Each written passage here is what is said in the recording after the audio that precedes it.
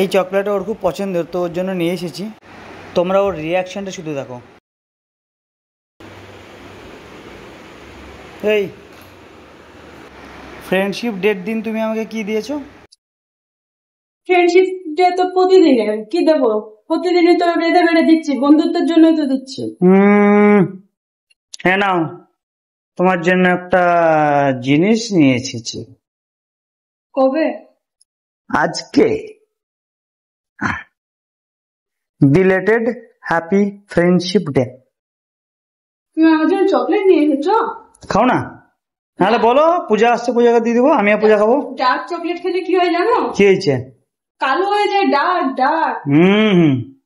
পছন্দ হয়েছে? Thank you thank you. বলবো না থ্যাংক ইউ? ঠিক আছে বলো।